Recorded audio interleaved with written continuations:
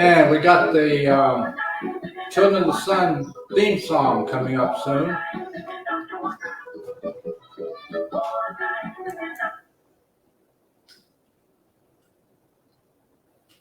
All right. So this is the part where I talk over the introduction music, the introductory music, talk over a perfect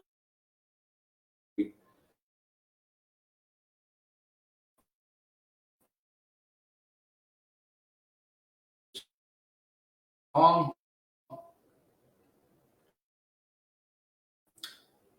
So that the Facebook algorithms don't pick us up with a copy.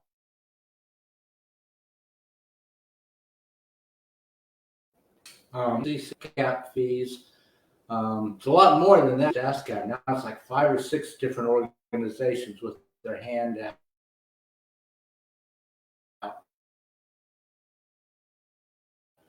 Radio, and you can bet your bottom dollar the artists, the musicians, only get a fraction of a penny of that money.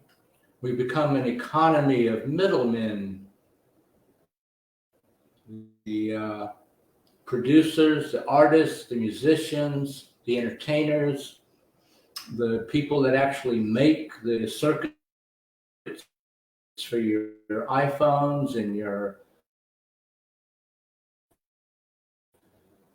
computers and your cars. Consumer still overpays. And the middlemen make all the money. We've become a system of rentiers, middlemen. And it's the same in political other places as well. People really take politics seriously because, you all swarm behind this candidate or that one, because if your person gets elected, then you get a job and your family gets to eat. So that's why people take politics so seriously here. It's literally a matter of life and death. So the politicians are sort of like the middlemen standing between you and a job, between you and food for your family, between you and keeping the lights turned on. And of course, the way they have it set up, they'll be okay either way.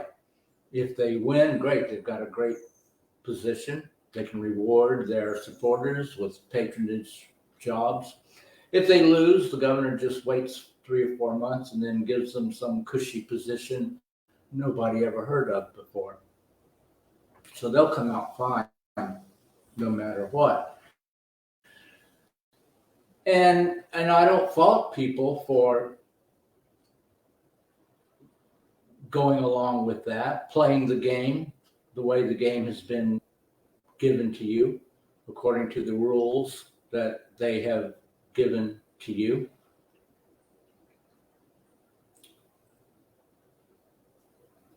But it's sort of like playing a crooked game of 3-card. Is there any such thing as a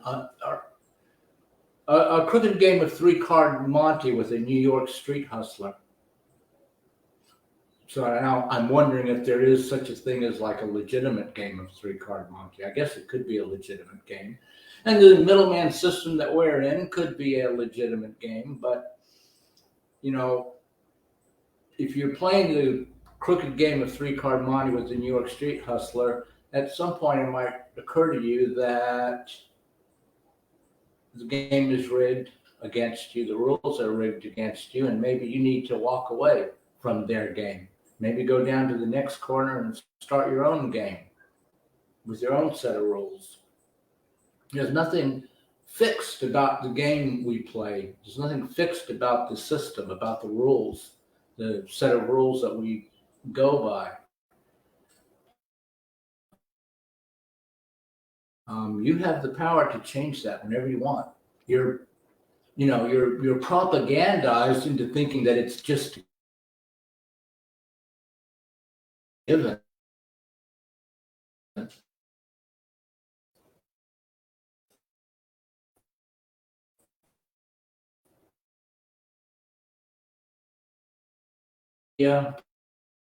propagandizes you into thinking that it's just a given.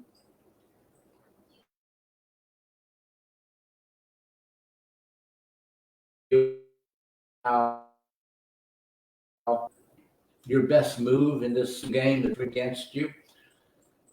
But how about taking a step back and asking yourself,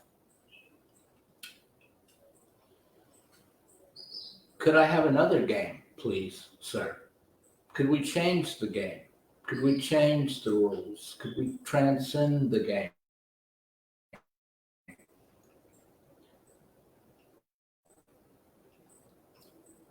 You have the power. And that's one of the reasons that I did this whole breatharian thing, to show people that reality, so-called reality, is not as fixed as people think it is. It's not etched in stone. It's not etched in granite.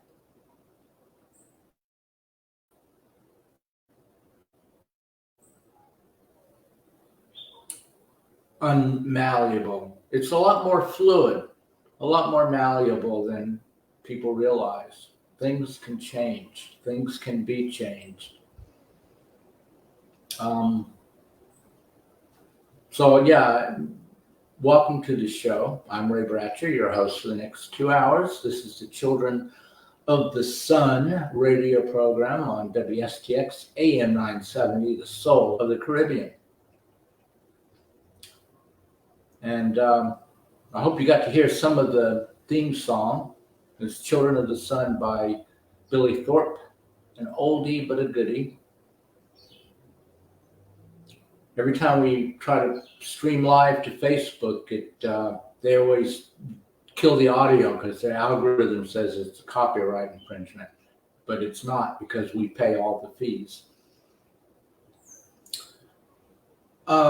So if you don't follow me on Facebook or Instagram or my blog or Patreon or Linktree, Breathe Only Love. That's probably the best way to stay in touch with me. So if you don't know, I did a conversion to breatharian process, the 21-day living on light jazz Maheen process.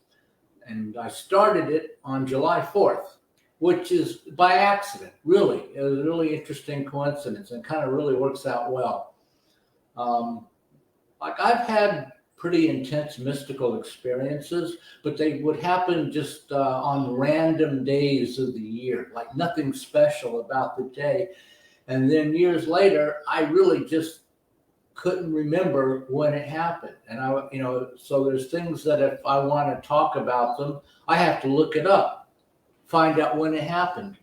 And if it wasn't for my blog that I write to at least once or twice a week, Facebook posts too, but Facebook posts are so hard to go back more than a couple of days. So it's mainly the blog that saves me. I can go back in the blog and look up what I wrote when it happened, and then I can find out when it happened. Because otherwise I wouldn't remember, because I really don't spend a whole lot of time in the past. So it was good what happened with this chronic living process, because I was going to just start it on some random day. It happened to be, I think, like July 1st or 2nd. And I decided to do a detox first. And I wound up eating during the detox. So then that postponed the start of the actual 21 days until July 4th.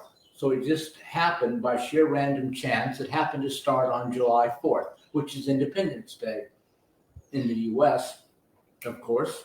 And chronic living, living on light, is about being independent from food freedom.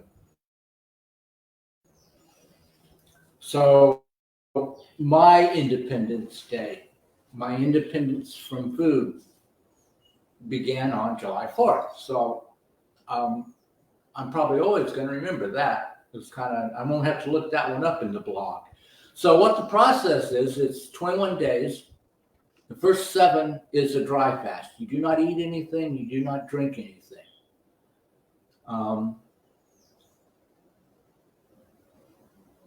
So 7 days, no food or water. And then the next 7 days is you can have water and you can have diluted fruit juice. And the fruit juice has to be diluted to 25%. It's like 3 parts water, 1 part fruit juice. So that's the next, but still no food. So that's the next 7 days. And then the last 7 days, the final 7 days was, again, no food. And now you can have water and diluted juice, diluted 40%.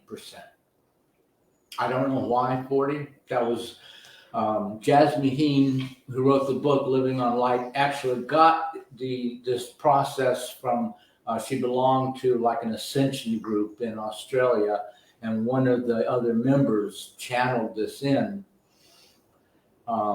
So that was the information that was received. That was the program they got, and it was 40%. So 40%. And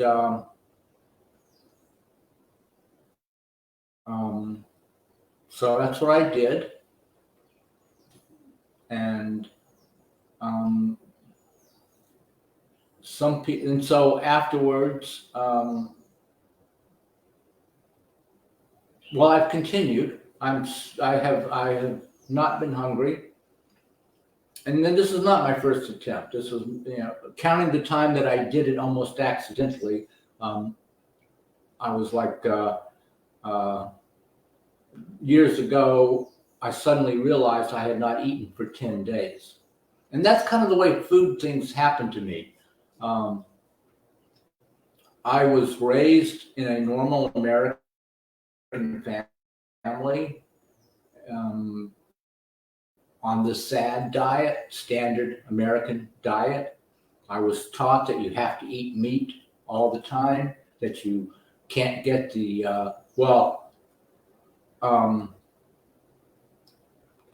my parents got divorced, so I actually heard 2 versions of the story. You have to have meat for the vitamins and the protein, and then my mother remarried a chemical engineer, and he was always talking about amino acids. You have to eat protein to get the 21 amino acids. He pronounced it amino. I always thought it was pronounced amino. So you may have heard it either way, but the teaching that I was brought up with was that you have to eat meat, either for the protein or for the 21 amino acids. And so that's how I ate my whole life until I moved out of the house. I was on my own, going to school, holding down a job. And one day I went to have lunch. I went to my favorite place, Wendy's hamburgers. I was, big Wendy's fan. Wendy's are better than McDonald's, better than Burger King.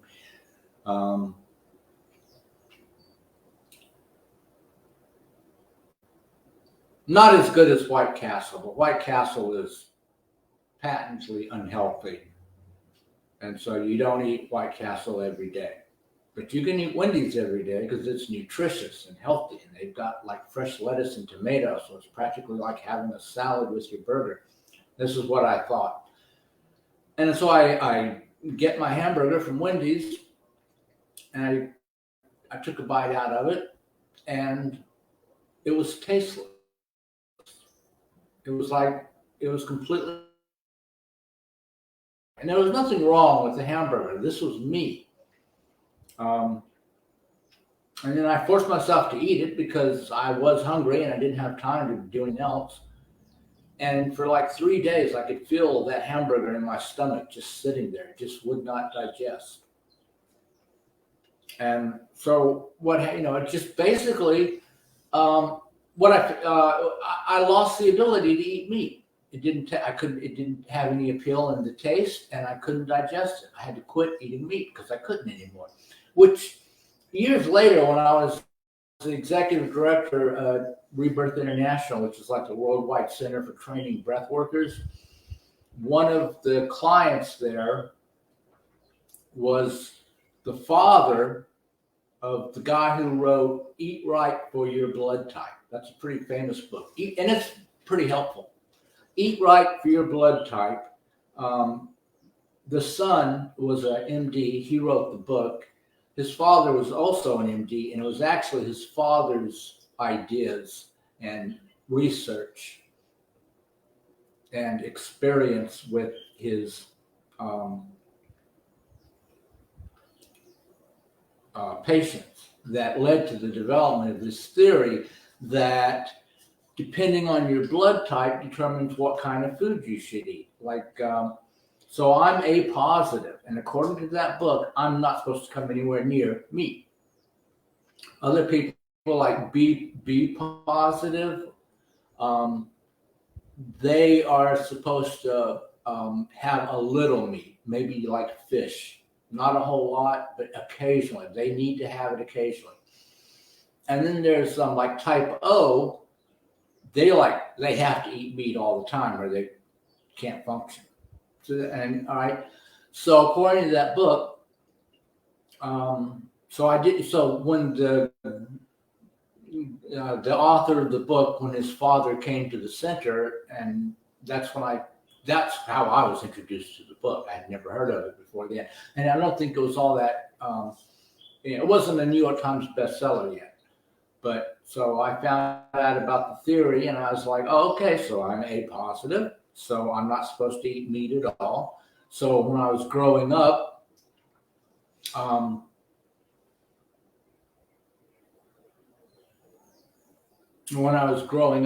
was just being, as a child, made to eat meat all the time. And I just got used to it. But as soon as I was on my own and wasn't having it pushed on me, I just naturally gravitated, because of my body, my blood type and what my body needs, I just naturally gravitated towards being a vegetarian because I just could not eat the meat. So, that made sense. And so that's how the food thing works with me. I don't set out usually to intentionally do anything around food. It just kind of happens. So that's how I just kind of became a vegetarian. It just kind of happened. And so then I went into raw food because the cooked food was not so appealing. And I got to where I was only eating a few fruits and vegetables. And then I got to where I was noticing that I was buying some of my favorite fruits, but they would spoil before I could eat them, before I would eat, before I was hungry. I was just not hungry, and the food would go bad before I got around to eating it. And then one day I just realized, wow, I haven't eaten in 10 days. So I had been exposed to the whole idea of living on light at the Rebirthing Training Center. Leonard Orr had gone on tour and in Europe, and at the same time, Jasmine Heen, who was just introduced, and she'd just written her book introducing the idea that you don't need to eat, she was on tour, and their paths crossed, and they met, and they got to talking. And she took some ideas from him and put them in her book, wrote up a whole chapter about it in one of her books. And he took some ideas from her, brought them back to the center. And so I was looking through her book, and I'm reading this stuff about you don't need to eat food. And I'm like, yeah, okay. This is a little bit, I don't think I can do this. This is kind of beyond me. But, so I just kind of put it aside and forgot about it. It was in the back of my mind. And so when I went through this period where I just suddenly stopped eating, I was one thing that happened is I got this really low fever, like 98.9, right? Just like I could barely feel it, but I felt a little warm. And then I remembered reading in that book, one of the symptoms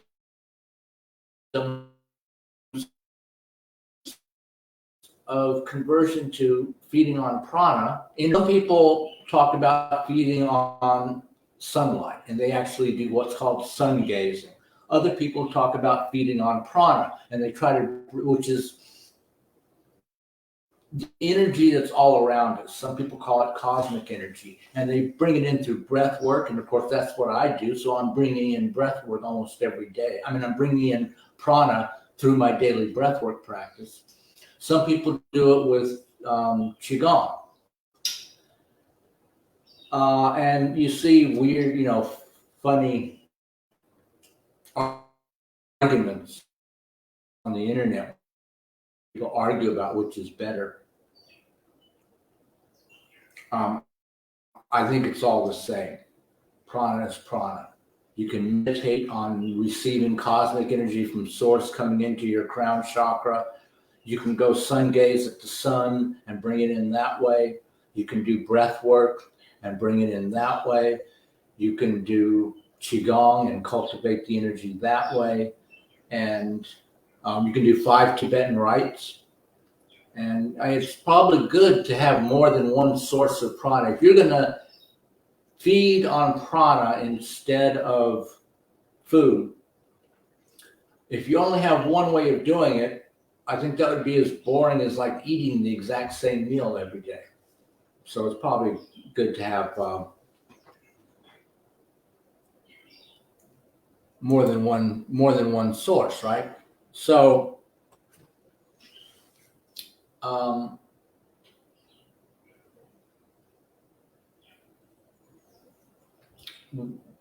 so after I read that and realized that I was going through that symptom, I decided to having that etheric fever symptom. I decided to try it, the 21-day process. Well, I won't, anyway, so I won't get into I talked about this on my YouTube channel, so I'm not going to repeat it, but suffice it to say, the first time I made it to day 12 and had to quit. And I was waiting to feel called to do it again. And it was several years before I felt called. And then July, beginning of this month, I felt called to do it again. So I did the 21-day process. Now it's July 29th. So I guess that makes 25 or 26 days without food. I'm mainly drinking water.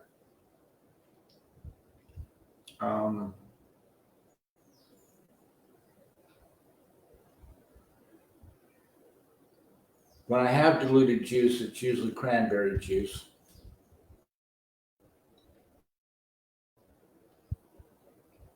So, but the whole purpose of it is to show that reality is not etched in granite like people think it is. It's a lot more fluid, a lot more malleable.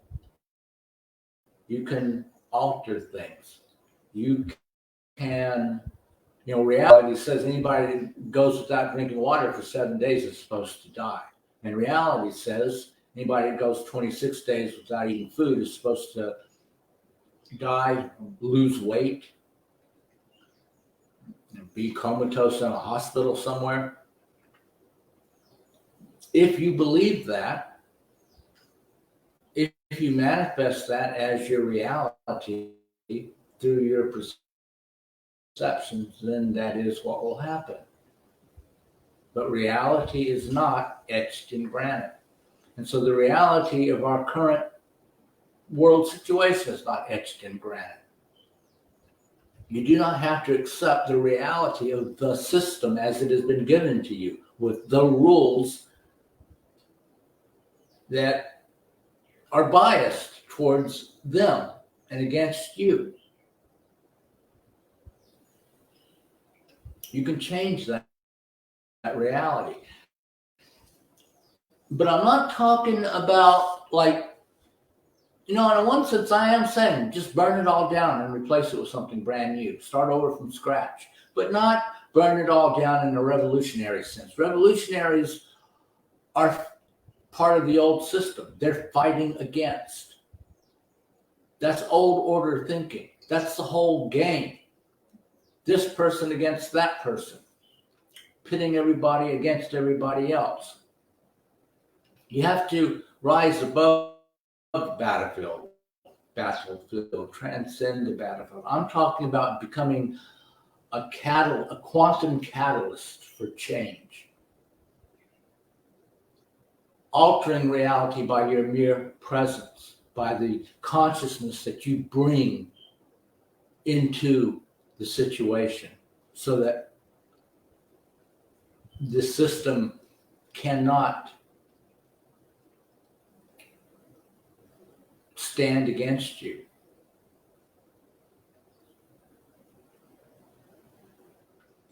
It's part of what I'm calling embodied enlightenment. Embodied enlightenment, bringing this fifth dimensional consciousness back down into the body, onto the earth.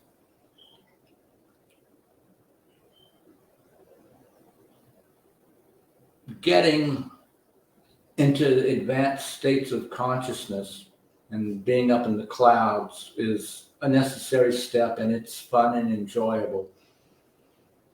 But until you totally leave the dream, transform into a rainbow body of light, and ascend into heaven,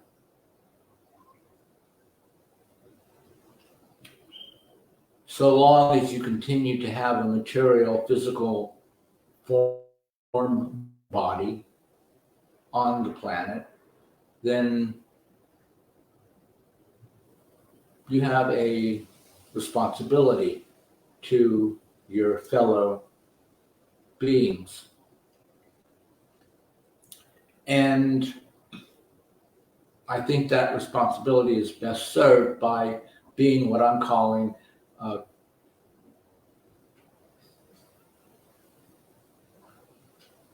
quantum catalyst for change. You're a catalyst. You bring about change. Just being there, you bring about change. But it's not change that comes from being in conflict. That's where the quantum comes in. The quantum, subatomic particles take quantum leaps. 1 minute they're here, doing this, being that. The next second they're on the other side of the universe, being something else, doing something else. It's like instantaneous shifts. So you can bring about instantaneous shifts in humankind's perception. And I think that's the only thing that's going to save the planet. And as dire as things look right now, because we look around ourselves and we see the vast majority of people are stuck in 3D consciousness. They never question anything. They go along to get along.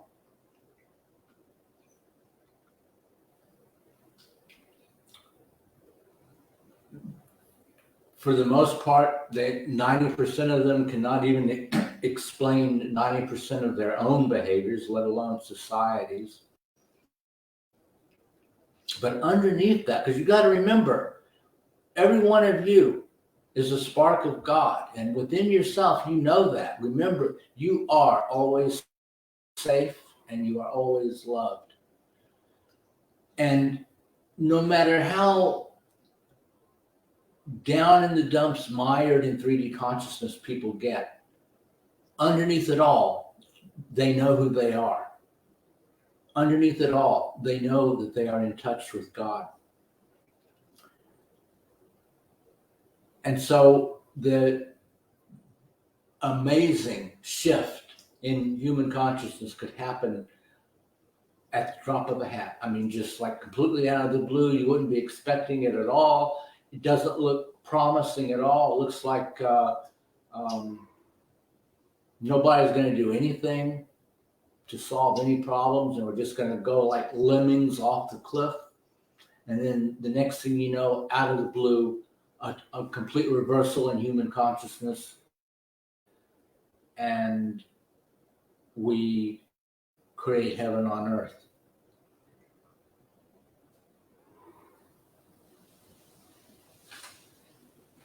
You know, that's what happened with the ozone.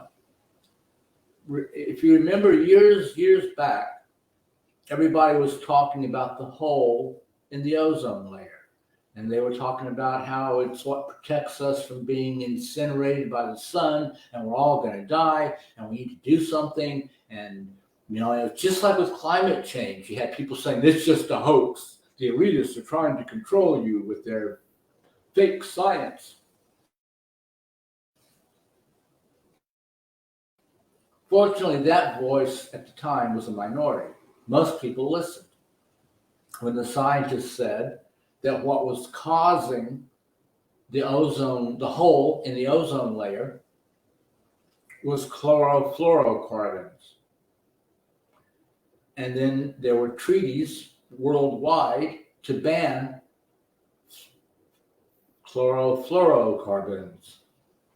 And the amount of chlorofluorocarbons in the atmosphere was reduced by 99.7%, and the ozone hole went away.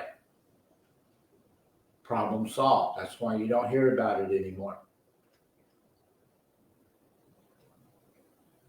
And that was a shift in human consciousness. People were willing to shift their use of harmful sprays. But now we're so polarized that people feel like they have to choose whether or not to believe. They need to shift their carbon footprint in order to save the planet.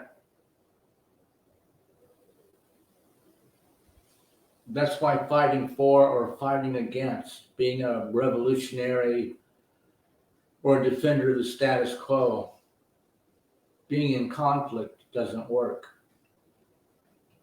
We need to rise into a unity consciousness, 5D consciousness. That's why the theme of this program is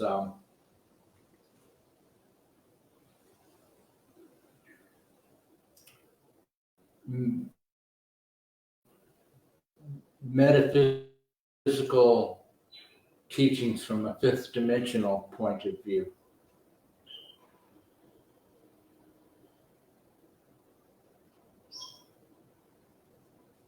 So if I can shift my perception of my reality to the point where I no longer need to eat,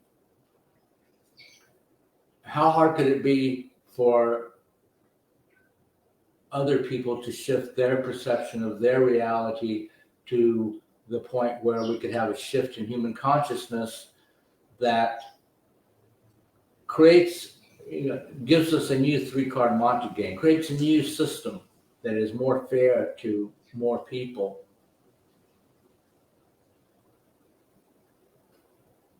I mean, how long has it been? 80 years since Buckminster Fuller pointed out that we have the resources on this planet for every person to live like a king.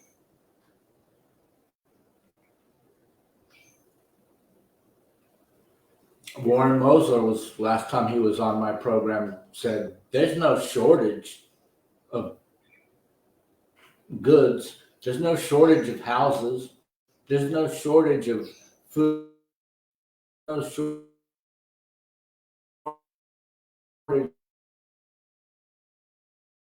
of in the country couldn't have they need. What there's a shortage of is a shortage of money, which is an artificial shortage because the people running the three-card Monte game, that's one of the ways they rig the game.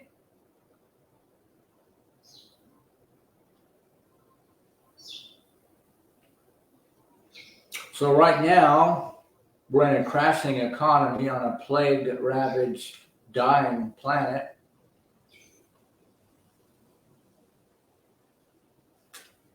And the institutional propagandists have you focused on how you're going to get yours. You know, even if you get everything and become a king, being a king in hell is not a really great place to be.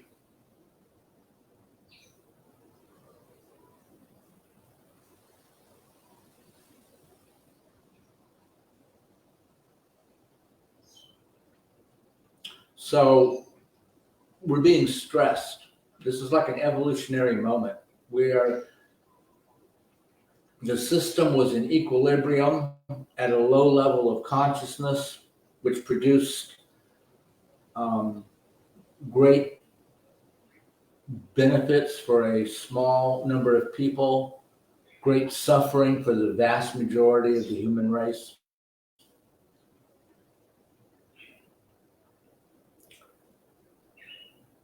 But it was in equilibrium. The system was in equilibrium, in homeostasis. The status quo was solid, stable. It seemed unchanging. And now we're being stressed. The planet is putting stress on us to cause us to change. So we're not in equilibrium anymore. People want to pretend that we're in equilibrium, that everything's balanced, that everything's hunky-dory, but it's not. It's out of balance, and it's careening towards catastrophe and crash. And the only way that unstable systems get back into stability is by making quantum jumps to a new higher order that incorporates the energy from the lower order and transmutes it. So it's a quantum jump. So it's quantum catalysts that we need.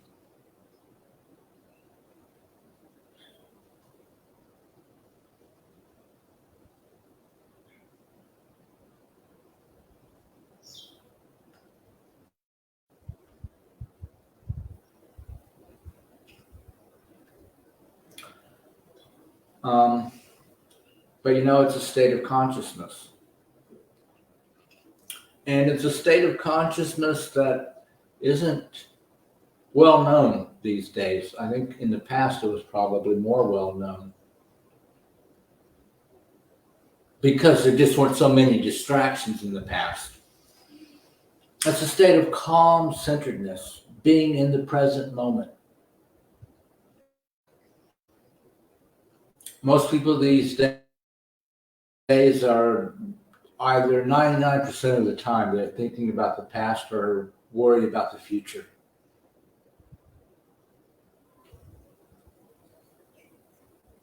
They don't really know how to calm the mind so that they can actually be in their bodies now. Most people aren't really, if you think about it, you are only alive right now. If you spend all of your time, ruminating over some injustice that you received from your boss 20 years ago, or anxiously worrying about how you're going to do this next year, you're mentally, you're missing your life. Your whole life is going by and you're not even there for it. You're in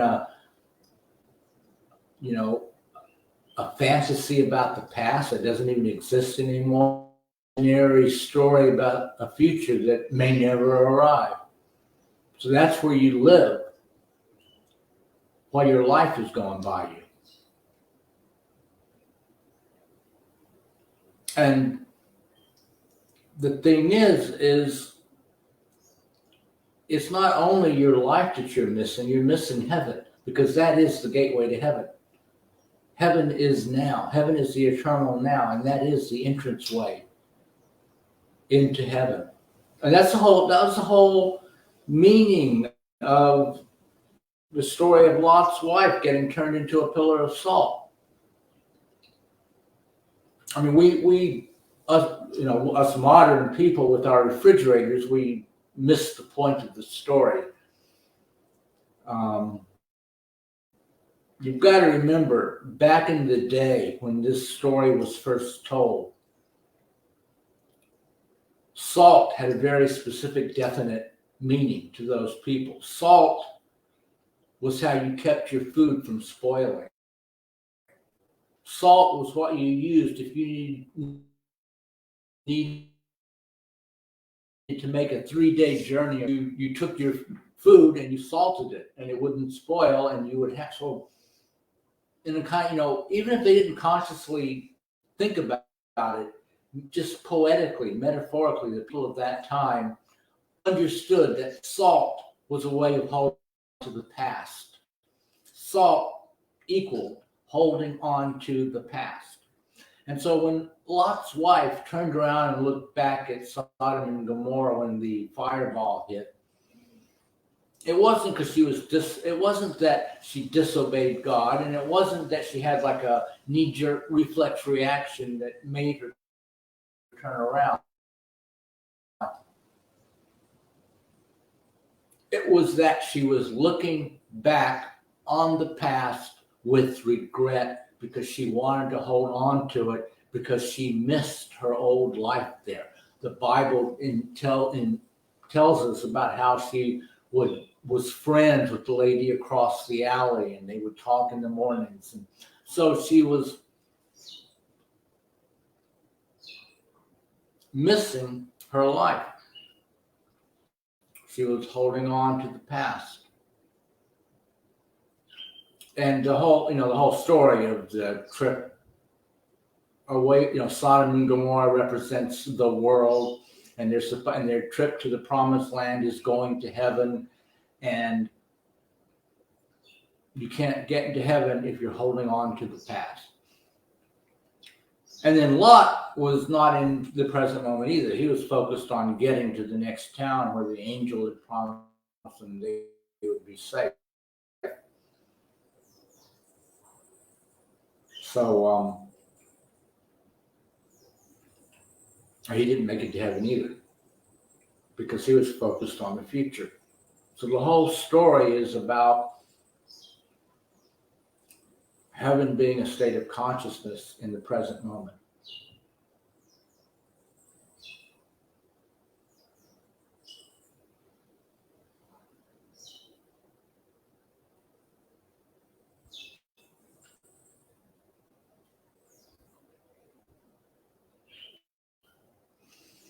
And so if you allow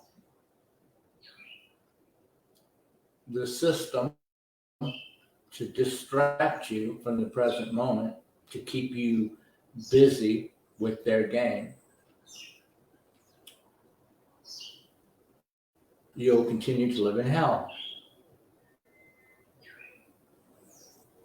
And that's true on a personal level, in terms of your own day-to-day interpersonal relationships with your family, your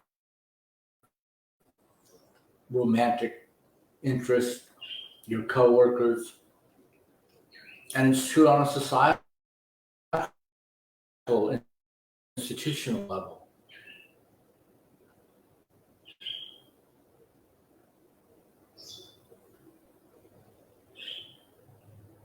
I mean, one of the keys embodied enlightenment is learning to use the energy that arises within you in reaction to what you perceive is going on around you, and use that energy to elevate your consciousness, to learn the lesson that it's teaching you, to see it as a messenger, so to speak.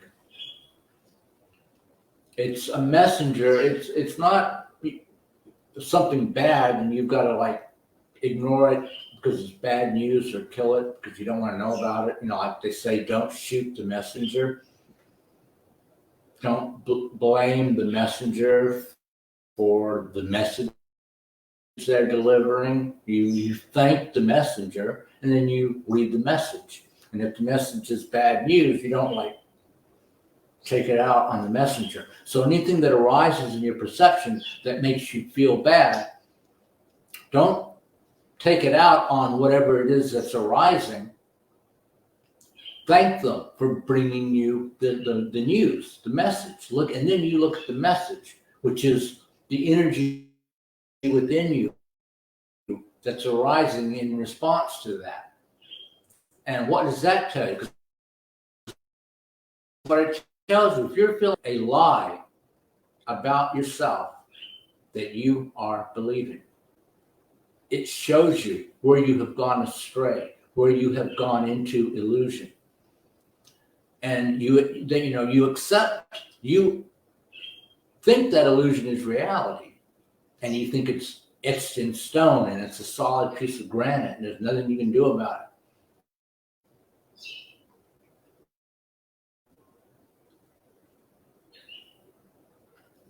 And that's only because you never question it, because you never look at the energy. When that energy that doesn't feel good arises within you, what do? You suppress it. You look away from it. You don't want to think about it. You don't want to deal with it. You don't want to feel it. You make it go away. Eating. One of the main purposes of eating is to make those feelings go away. Eating is an act of suppression. There's a whole lot more to this eating thing than people think, than just like you eat for nutrition. You eat for energy. You take food in because your body needs food.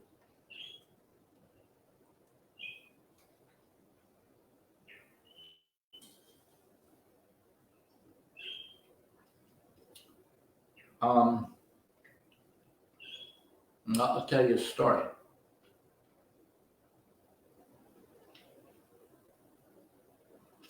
Well, you know what? Let's take a break. Let people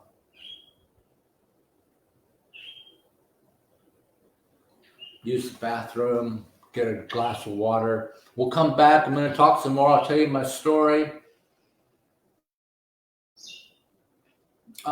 Talk about the free event that I'm doing Sunday night, how you can get involved in that. And we're going to talk about the alchemy of the heart as well. So we'll take a break, short 5 or 10 minutes, and then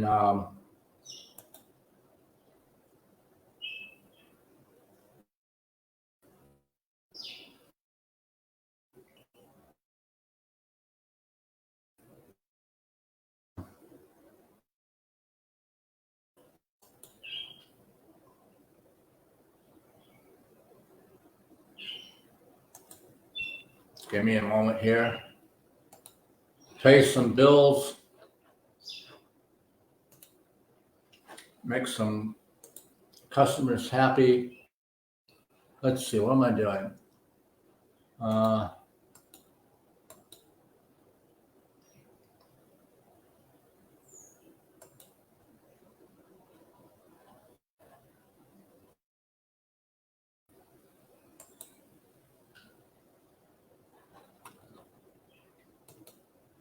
All right. So take a short break. make some sponsors happy, play their commercials, and we'll be back in a few minutes. Listening to Children of the Sun on WSTX AM 970.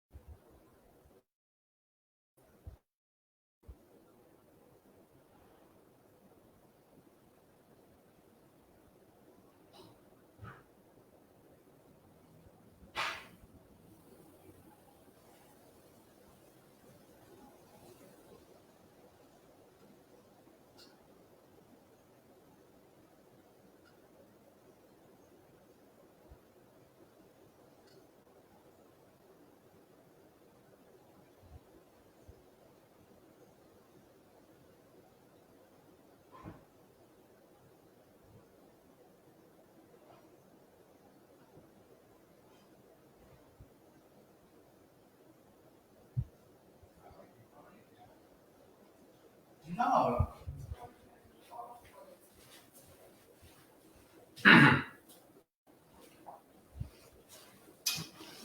Okay, stop sharing. Now I have to make this go away. There we go. All right, we are back. Welcome back, everybody. You're listening to Children of the Sun with your host, Sacred Breath teacher, Ray Bratcher, talking about perceptions and using the energy.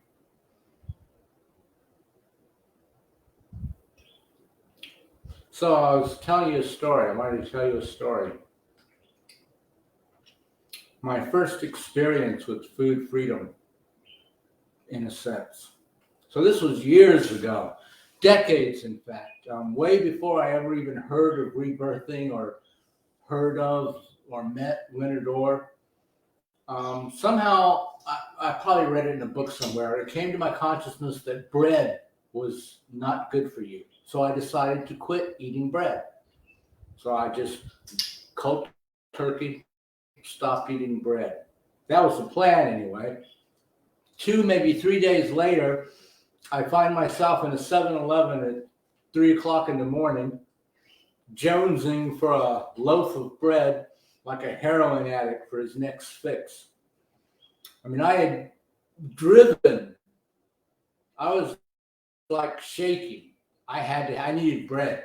I drove to the 7-Eleven at 3 in the morning because that was the only place that was open where I could buy bread.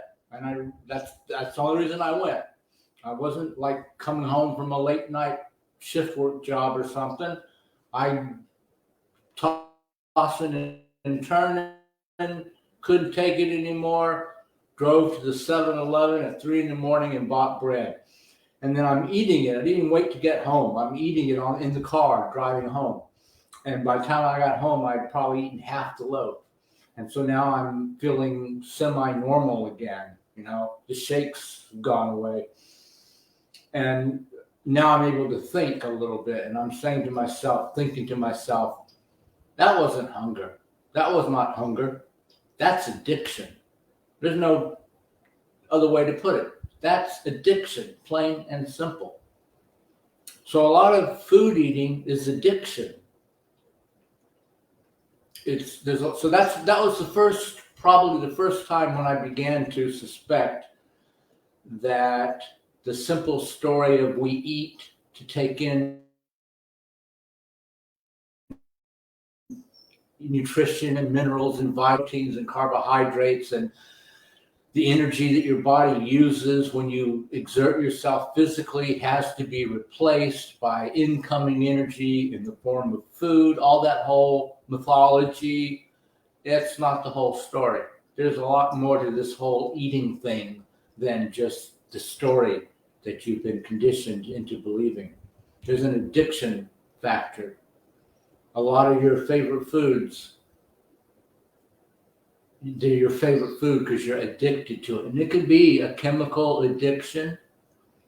I think in the case of bread, it may primarily be a chemical addiction, but it can also be an emotional addiction. Certain foods, because of the way you were raised in your childhood, you've been conditioned to associate those foods with pleasurable emotions. So you're addicted to the food to get the emotion that you want. And a lot of times it's about suppression of unpleasurable emotions. People eat in order to not feel what they're feeling, to suppress something that they don't want to feel. Loneliness is a big one. People eat out of loneliness because eating suppresses the emotional feeling, which is unpleasant. But the unpleasant feeling, whether it's loneliness or whatever else it might be, doesn't go away. It's not like it leaves you. It just goes down deep, so deep inside you don't feel it anymore. But it's still there. And it's like a toxin eating away at you on a deep level from the inside. And eventually it's going to make you physically sick if you don't deal with it. You have to detoxify. And the only way to detoxify is when the emotion comes up, instead of eating to suppress it, you look at it. Look at the emotion. Feel the energy that's arising within you from that.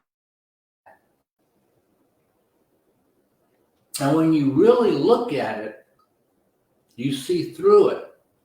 You see that the whole thing is starting with a lie about yourself that you are believing. And so first you see that, yeah, I really believe this. First you see the lie. Then you see that you really believe it. Then you see that it is not true. And then it just goes away. And when I take people through this process, it's like the usual reactions like, oh my God, I can't believe this. It's like having a 10-ton weight taken off their back. It's like you're being dragged down by heavy chains that really aren't heavy chains at all, but you think they are, so they keep you from moving. They keep you from going forward in your life. It's like the way they train elephants. When the elephant is a little baby, they chain it with like a short chain to a post stuck in the ground, and the baby elephant tries to get away, tries to, like the chain is 6 feet long, and the baby elephant tries to get 20 feet away, but it can't. The chain holds it in place. And later on, leg to a twig with a thin rope. And the full-grown elephant could easily break the rope but it doesn't, because it's been conditioned to believe that stick in the ground and that flimsy piece of rope is like a heavy chain that cannot be broken. So when you see through to the truth of the illusions that you've been conditioned into believing, you're like the elephant who accidentally discovered it can break the rope. It's not really the heavy chain that it appears to be. And that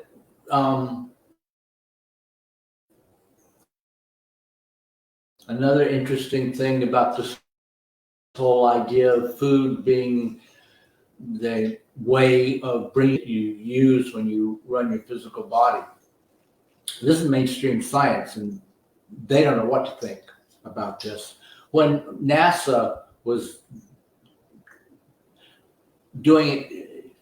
basically doing studies to figure out how many calories astronauts are going to use during a routine day in the space capsule, and how much food they need to have on board to keep up. So they rigged these to measure the amount of energy coming out, like they would have them run on a treadmill. So this astronaut is running on a treadmill, and they're measuring how much is going in. And in terms of food, water coming in, water going out. And no matter what they did, they kept getting this result that, according to accepted scientific and medical theory, should be impossible, which was that the astronaut was producing more energy than he was taking in. So the body was getting energy from someplace else other than the intake of food. That's because the body gets energy from prana, from cosmic energy, from sunlight, however you want to think of it.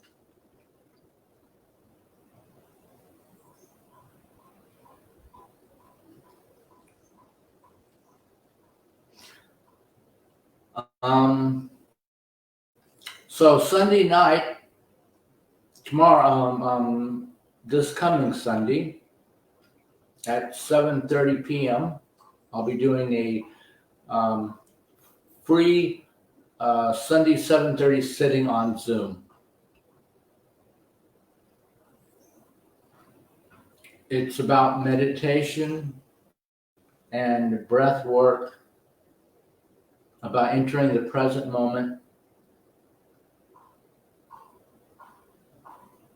seeing through the illusions of your conditioning and seeing to the truth of who you really are. It's very relaxing. A lot of people who are just really dealing with anxiety and stress like to come to it because it helps them to get to a nice, peaceful state of mind.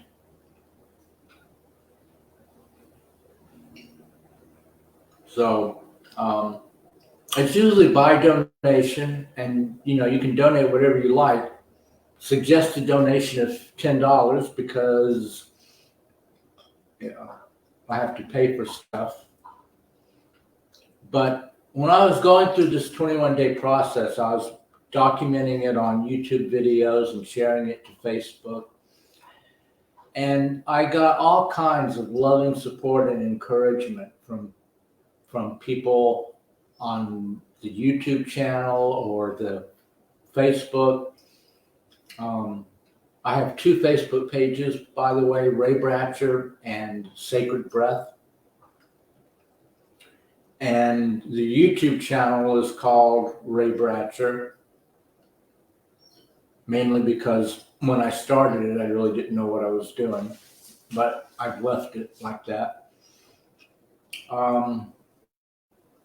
And just like loving encouragement and support, like, don't give up, stay with it. We're with you.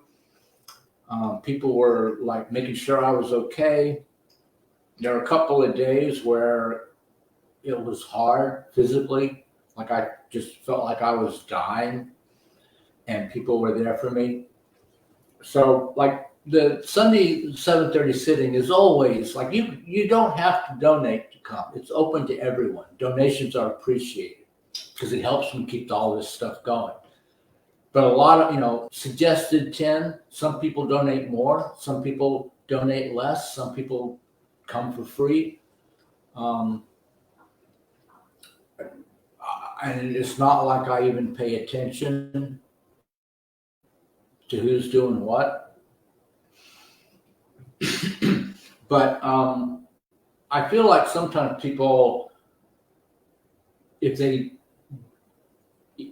either can't donate, they don't want to come, or some people are afraid. I think it's pretty safe and secure. It's supposed to be one of the safest ways to conduct online transactions that exist. But some people are nervous about that. They don't want to be doing money stuff over the internet because they hear all these horror stories about hackers and whatnot. So they're afraid to make a donation because they're afraid of what might, hackers. And so they don't come, even though they'd like to. So just out of gratitude for all of the help and support and encouragement I got over the past during the 21-day process, I said, let me do this, make it clear. Come. Don't worry about making any kind of donation. If you're one of those people that's afraid to use PayPal, come Sunday night. It's open to everyone. I'm throwing it wide open.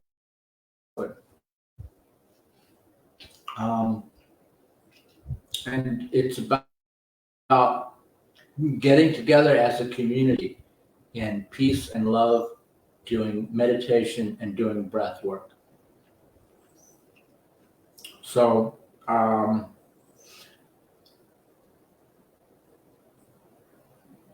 just recently discovered Linktree.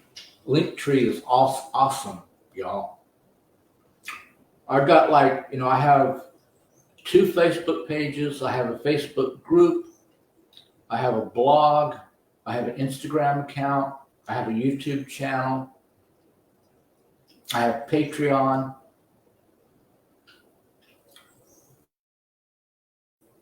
I have a podcast. I think I'm forgetting something. But anyway, so that's a lot of far-flung stuff, and I try to cross-link it, Like if you go to my YouTube channel at the top, you'll see all these little icons, and you can click on them and go someplace else in Ray Brasher land. But so Linktree is like a central location for everything. So if you go to my Linktree, you have a list of links, and there's little descriptions telling you what that link is about, and you can go everywhere from that one page. So on the Linktree, the very first link at the top is about the free Sunday sitting day after tomorrow. So you click on that, and everything you need to join us will be right there. Easy peasy. I've even got a time zone converter for those of you living in far-flung lands and continents, so you can find out what the time is in your location. So the Linktree is, I wonder if I can,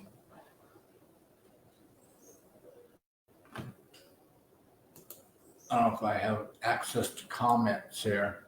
Apparently not.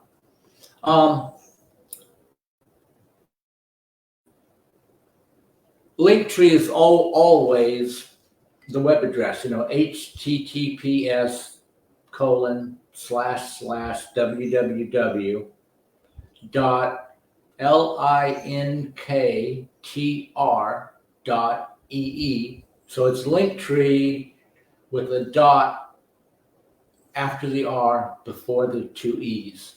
linktr.ee, Linktree, /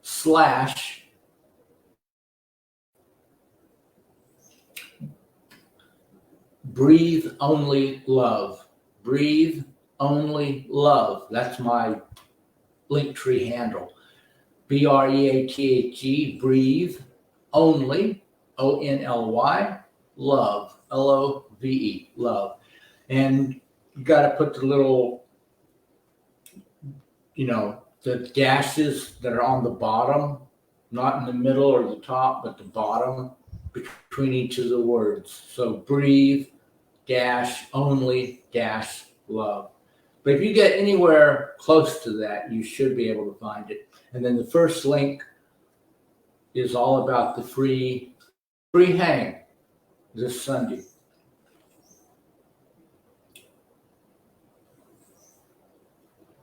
And we get deeper into the stuff I've been talking about today.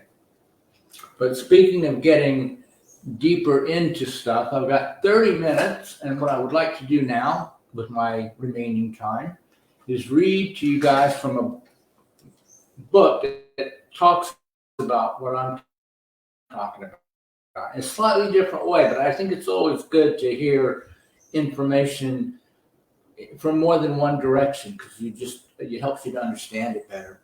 This is Alchemy of the Heart by Michael Brown. And so, when I talk about freeing people from their conditioning and seeing through the lie that you believe to the truth of who you really are,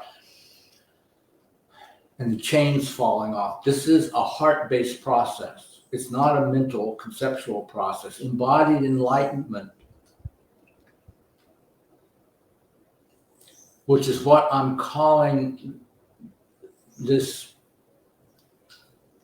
non-dual understanding that I was brought to, is a heart-centered process. Actually, who you are is centered in the heart. The mind stuff is all egoic conditioning. It's all illusion.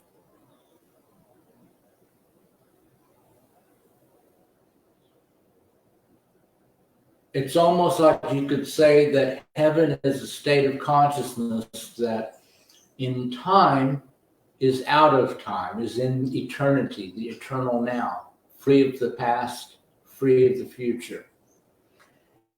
And in physical location is located in the heart, in the heart. Heaven is in the heart now.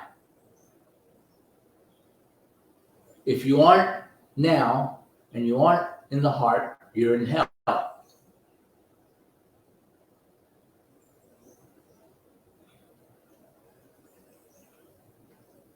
Most people spend most of their life in the past or in the future in their head, and that's hell.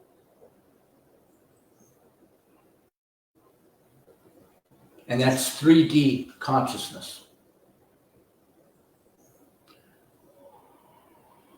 5D consciousness is in the heart now. And when you learn to take up your position in the heart now, you can become a catalyst for quantum change.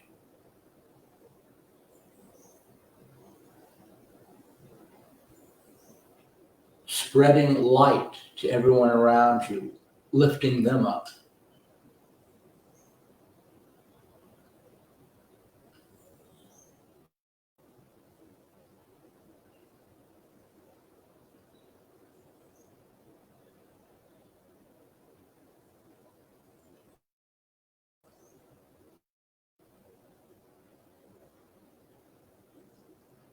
But it isn't about, it's not about ignoring the darkness or pretending like the darkness doesn't exist. A lot of people think that's what, 5D spirituality, being a light worker is all about. The light is the tool. It's not where you're supposed to be all the time. You bring the light as a tool into the darkness, but you can't find the darkness if you pretend like it's not there.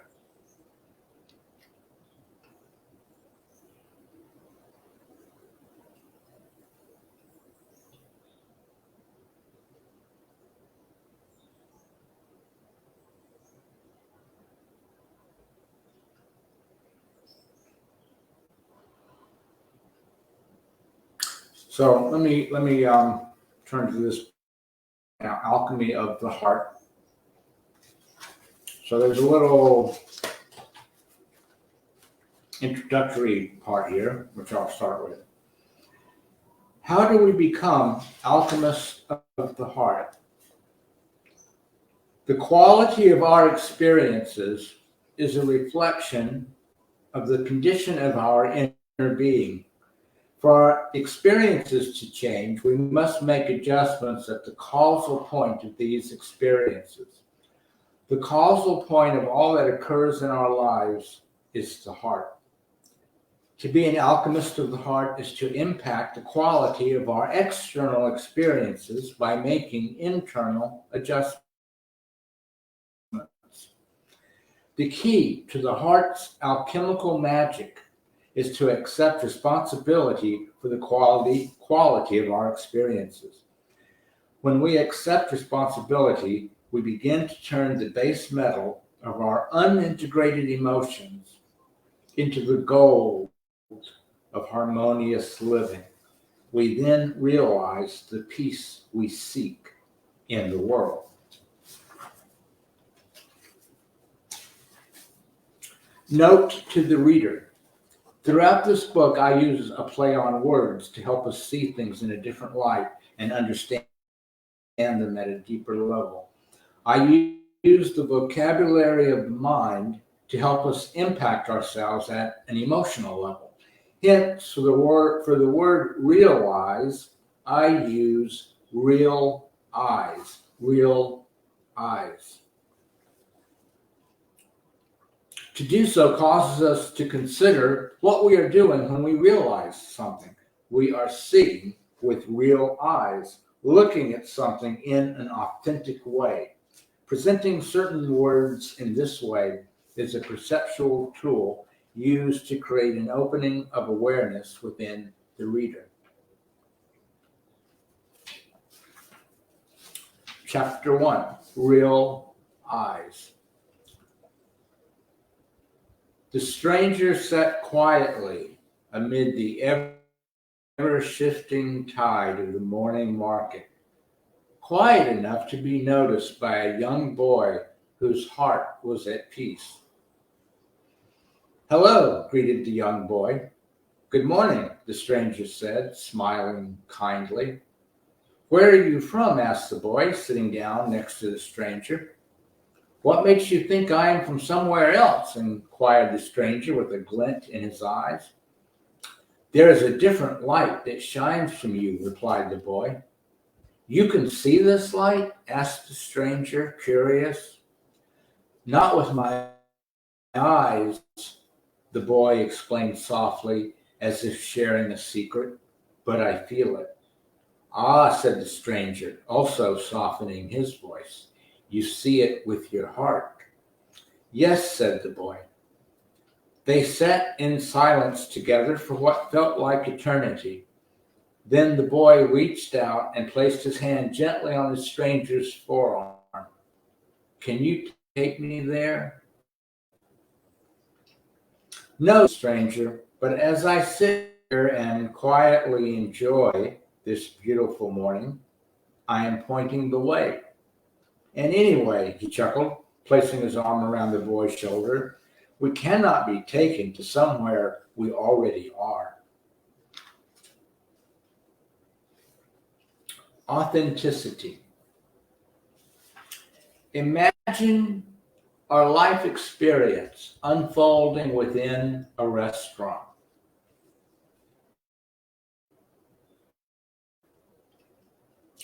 When we begin awakening to the possibility that there may be more to our life than the mundane assumption that we are here merely to earn a living, we are like dissatisfied customers sitting in the restaurant. We do not appreciate the food that is being served because it isn't what we ordered. We do not appreciate the company we are keeping because people, for the most part, annoy us. We spend much of our time moaning about our plight, then complaining to the waiter, even though it is common knowledge the waiter does not cook. The poor quality of our experience may cause us to ask an important question. Why does this keep happening to me?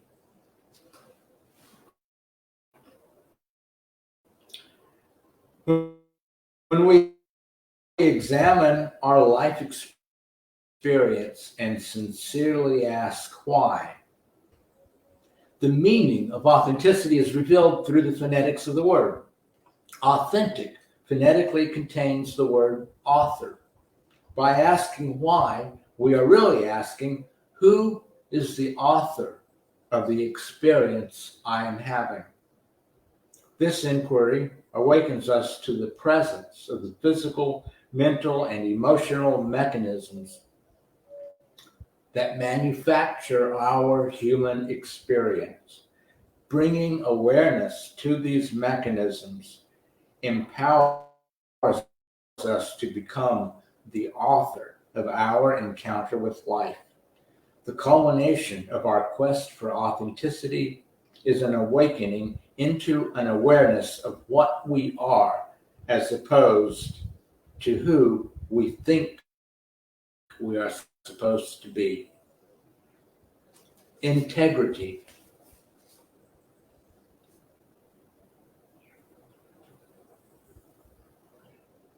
We enter the next phase of our journey when we leave our seat in the restaurant and discover the kitchen. This is an exciting, heady, and sensual part of the experience. When we step into the kitchen, we realize we are able to cook our own meals and that there are all sorts of ingredients, utensils, and appliances with which to interact. This is the part of the journey when we enthusiastically engage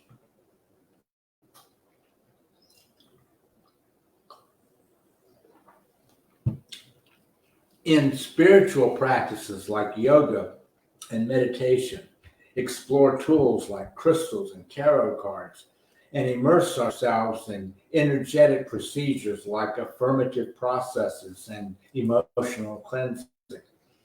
This phase of the journey is seductive because we learn so much so quickly, we feel as if we are accomplishing great things. This experience of being in the kitchen is also enticing because we find the prospect of becoming master chefs entrancing. Consequently, we invariably become stuck in the kitchen for a long, long, long time. Fortunately, being in the kitchen cooking the food is also the phase of our inner journey that initiates a quest for integrity, and it is our acquiring of integrity that eventually frees us from confinement in what may easily become a cul-de-sac. The term integrity, within the context of this inner journey, refers to the soundness of the structure of our human experience. If a building does not have integrity, a deviation from regular weather patterns may cause it to collapse. And of course, if a system does not have integrity, a deviation from regular weather patterns may also cause it to collapse. The soundness of a building's integrity is dependent upon using the appropriate building materials for the appropriate applications. We approach integrity authentically within the kitchen experience by gaining a working awareness of which ingredients, utensils, and appliances are used to cook specific delicacies. In terms of our moment-to-moment human experience, we learn the precise function of the physical, mental, and emotional components that go into the manufacture of this experience. The culmination of our quest for integrity is in radiating our heart's waking vision, as opposed to trying to fulfill a dream someone else has for us.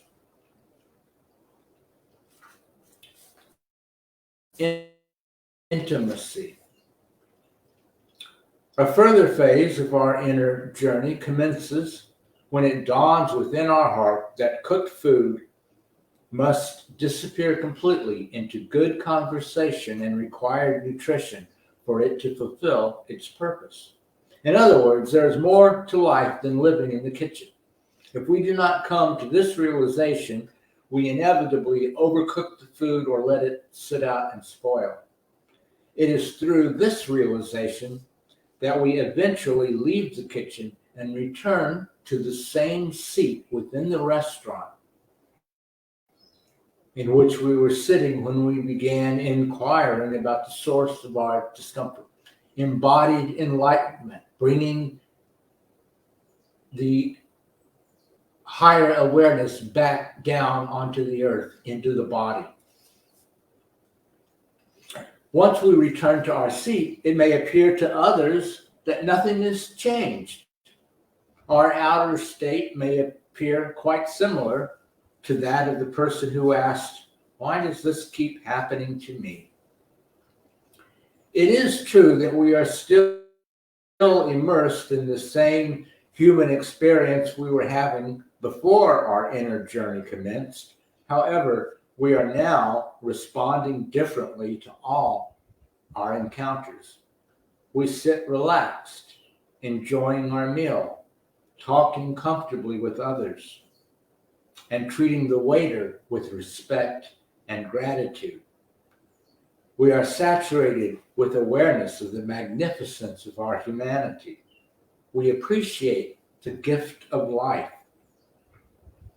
All our physical, mental, and emotional experiences now become a means to enter the sweet embrace of intimacy.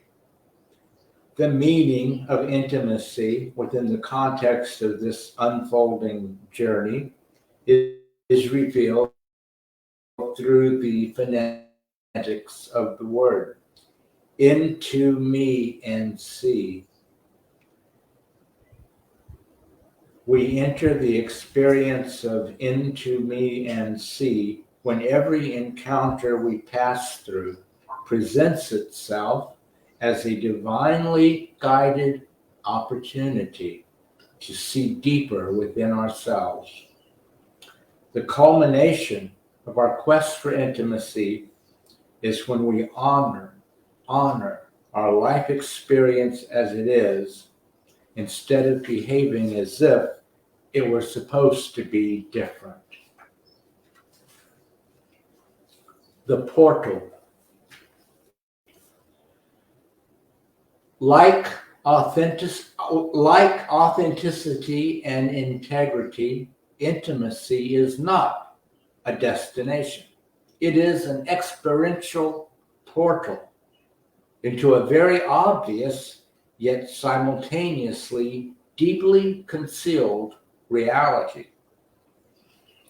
Just as the fullness of the experience called integrity awaits us beyond the quest for authenticity, and just as the fullness of the experience called intimacy awaits us beyond the quest for integrity,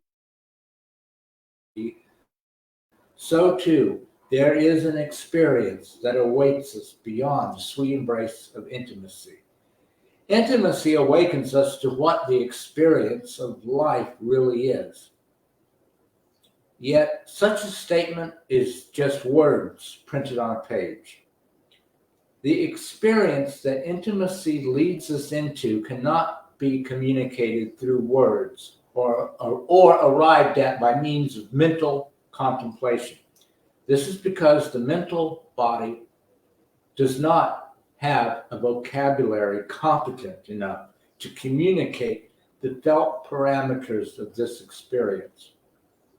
The mental body is the attribute we use to conceptually encounter our energetic experiences and to translate our interactions with the physical world into thought form.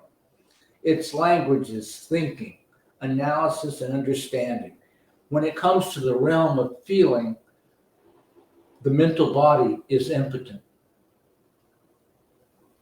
And I've pointed this out to people when I'm getting them ready for a sacred breath session, that if you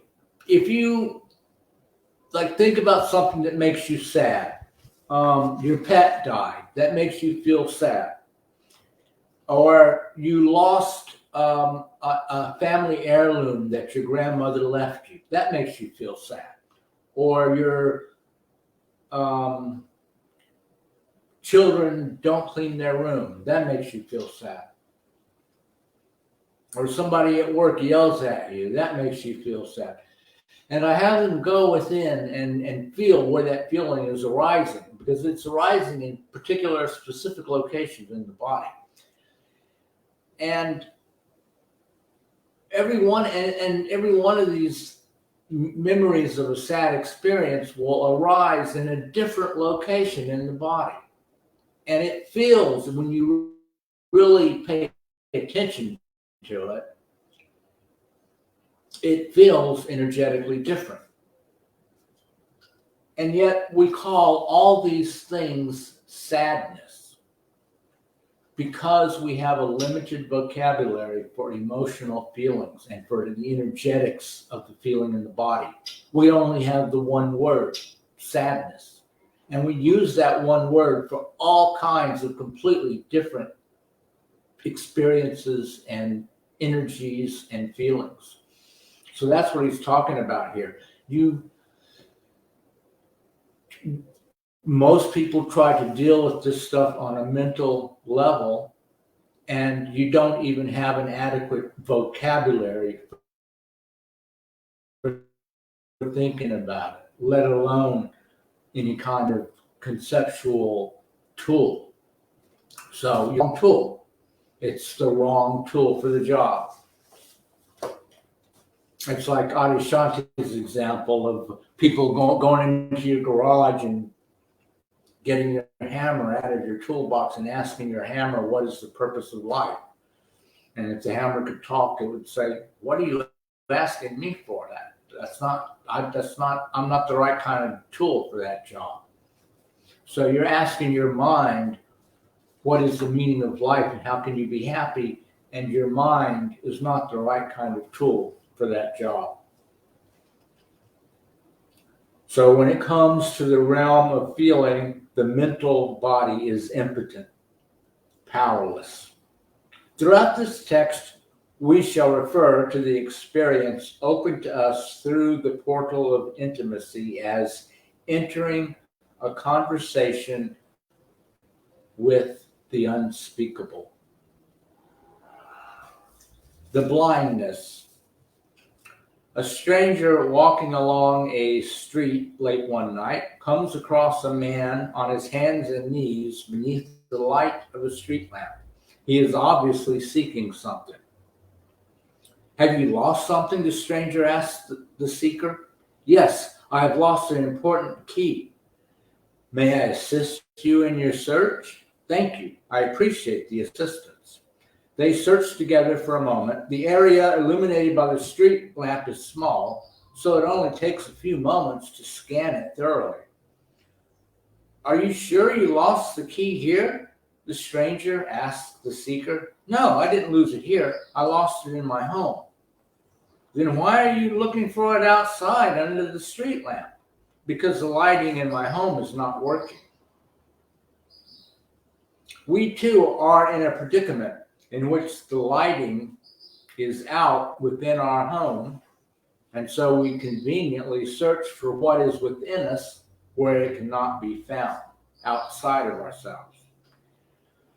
We are all seeking the answers to our deepest questions in the same manner. We are searching according to the means of perception we currently have available to us by examining various material aspects of our physical experience, making mental inquiry through our thoughts, and examining the thoughts of others. Questions not meant to be answered. There are questions that are not meant to be answered. They are only meant to be asked. If we attempt to answer these types of questions, we invariably do so using the process of thinking, and therefore we only receive answers as mental concepts. If we settle for mental concepts, it means we are satisfied with information, not knowledge. Information is thought form that only has a mental component to it. Knowledge, on the other hand, contains an integrated physical, mental, and emotional component to it.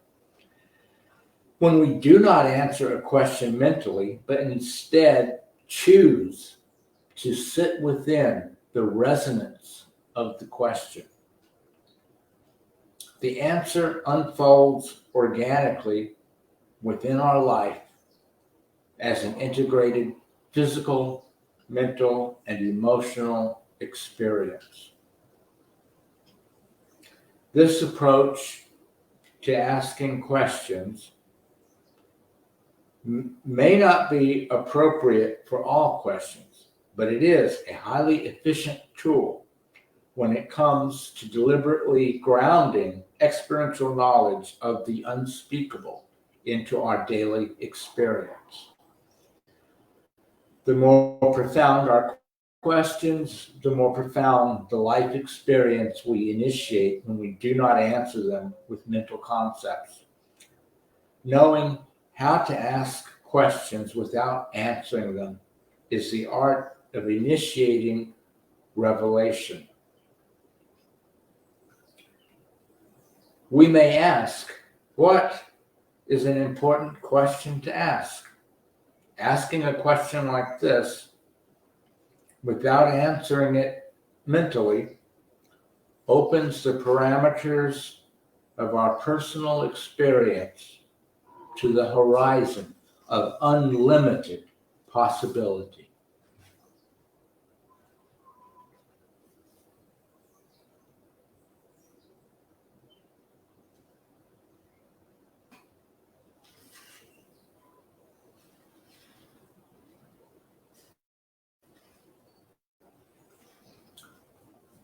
And I think I will end it there for today. See you. We'll continue next Friday here on Children of the Sun, WSTX AM 970, 12:30 to 2:30.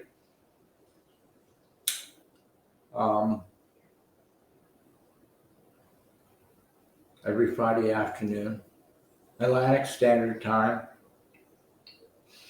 Currently, that's the same as Eastern. It's going to change in October, I think. But right now, it's the same time in New York City as it is here in beautiful St. Croix in the Caribbean Sea.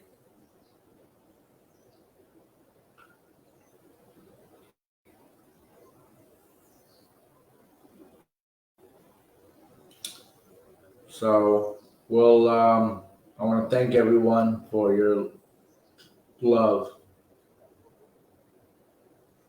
You guys really touched my heart over the past 21 days. And I hope I can share some of this love with you and be a quantum catalyst for change.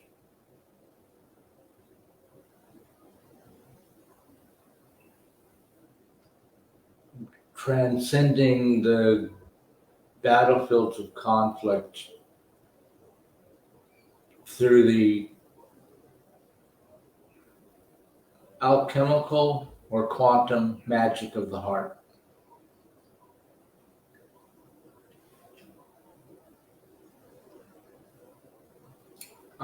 I think this could go worldwide, and I think this could save the planet.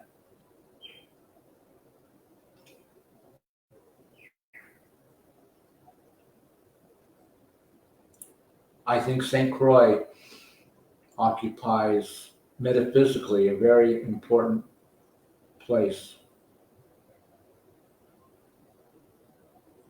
on the planet right now.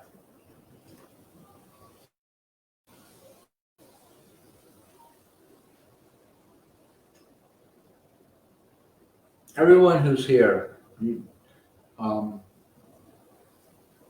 if you're here on St. Croix, it's not by accident. You came here for a reason. And you have, what's the word? A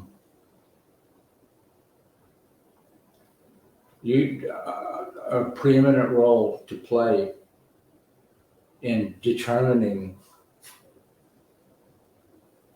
what the future holds for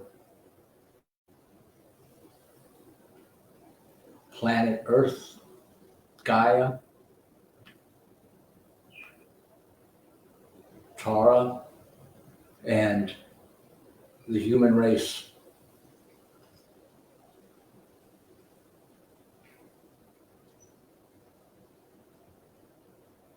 And its ascension. All right. Hey, enough of that. Thank you guys for listening. Appreciate it, and love you all. Have a good weekend. Remember to get out in nature. I'm telling you, standing barefoot in the sand, getting in the water.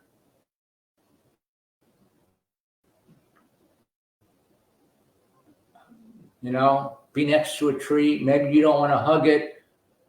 Nothing wrong with that.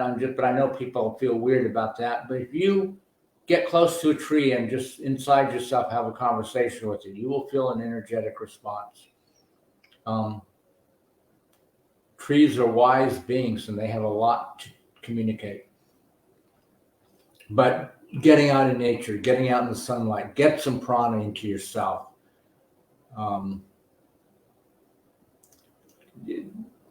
You will be healthier and saner, and you'll be glad you did. All right. Have a great weekend. See you next Friday. Bye.